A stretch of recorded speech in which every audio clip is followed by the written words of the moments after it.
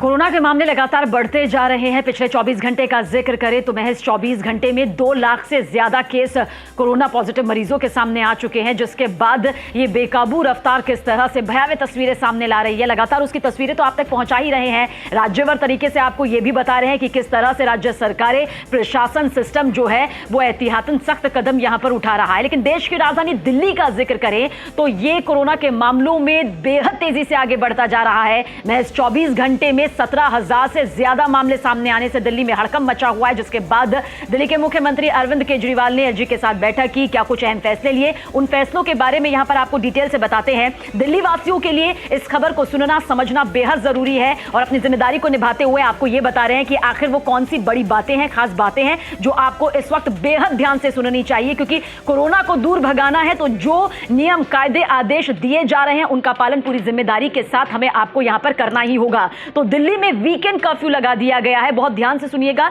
अभी तक ये नाइट कर्फ्यू यहां पर था और अब वीकेंड कर्फ्यू यहां पर लगा दिया गया है। इसके अलावा वीकेंड कर्फ्यू से भी आपको डरने की जरूरत नहीं है, क्योंकि जो जरूरी सेवाएं हैं जो कि हमारे लिए बेहद जरूरी होती हैं वो इस दौरान खुली रहेंगी। और वीकेंड कर्फ्यू के दौरान अगर आपको लगता है कि आपको हॉस्पिटल जाना है या किसी जरूरी काम के लिए बाहर निकलना है तो आपके पास एक कर्फ्यू पास होना चाहिए, जिसके लिए आप ऑनलाइन अप्लाई कर सकते हैं।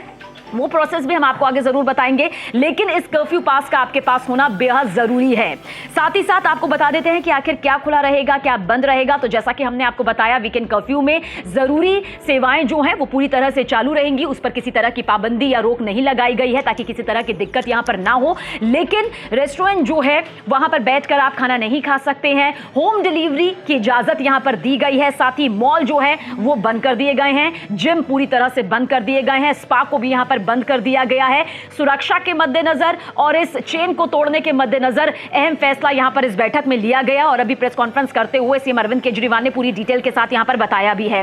देखिए, शादी समारोह पर किसी तरह का बैन नहीं है, लेकिन इतना जरूर बता देते हैं कि अगर शादी समारोह है वीकेंड पर तो फिर कर्फ्यू पास यहां पर आपके पास होना ही चाहिए। इसे मस्ट कर दिया गया है, जरूरी कर दिया गया है। हॉल की बात कर लेते हैं, क्योंकि सिनेमा हॉल में अब भी लोग मूवी देखने जा रहे हैं, लेकिन उसकी परसेंटेज अब 50 जो पहले की गई थी अब उसे घटाकर वीकेंड पर 30% कर दिया गया है, यानी कि 30% तक ही लोगों को आने की इजाजत है। हॉल खचाखच नहीं भरेगा, किसी भी तरह से वहां पर सोशल डिस्टेंसिंग की जो धज्जियां हैं नहीं उड़ाई जाएगी। इस बात का ध्यान यहां पर हॉल मालिकों को रखना ही होगा। साथ ही साथ हॉस्पिटल या फिर जरूरी कहीं आपको निकलना है, जैसा कि हमने बताया वीकेंड कर्फ्यू के दौरान, तो भी आपको डरने की या घबराने की जरूरत नहीं है। कर्फ्यू पास आपके पास होना चाहिए और यही कहेंगे कि बेवजह घर से बाहर मत निकलिए, सोशल डिस्टेंसिंग का पालन करिए, क्योंकि जिस तरह से एक वक्त ऐसा भी आया था जब कोरोना के ज्यादातर मामलों में हमने काफी हद तक काबू कर लिया था और अगर दिल्ली का जिक्र करें तो मामले 100 से भी कम में आकर सिमट गए थे। लेकिन अफसोसनाक तस्वीर आप देखिए, लगातार मामले बढ़ते गए और अब पिछले 24 घंटे में 17,000 से ज्यादा लोग यहां पर कोरोना पॉजिटिव पाए गए हैं। बड़ी तादाद में लोग अपनी जान भी गंवा रहे हैं। देखिए, बेड की कमी हो रही है, ऑक्सीजन की कमी हो रही है, वेंटिलेटर्स की कमी सामने यहां पर आ रही है और ये राज्यवार तरीके से मैं आपको बता रही हूं। ये जो कमियां हैं वो इसलिए आ रही है क्योंकि आंकड़े बेतहाशा बढ़ रहे हैं, इतने बढ़ रहे हैं कि इन पर काबू पाना बेहद मुश्किल हो गया है। इसलिए आपको, हम सबको अपनी जिम्मेदारी को समझते हुए मास्क लगाना होगा, सोशल डिस्टेंसिंग का पालन यहां पर करना होगा। जो नियम, कायदे, आदेश राज्य सरकारों की तरफ से दिए जा रहे हैं उनके साथ पूरा सहयोग करना होगा, ना सिर्फ इसलिए क्योंकि वहां से सख्ती हो रही है, बल्कि अपनी जिम्मेदारी को समझते हुए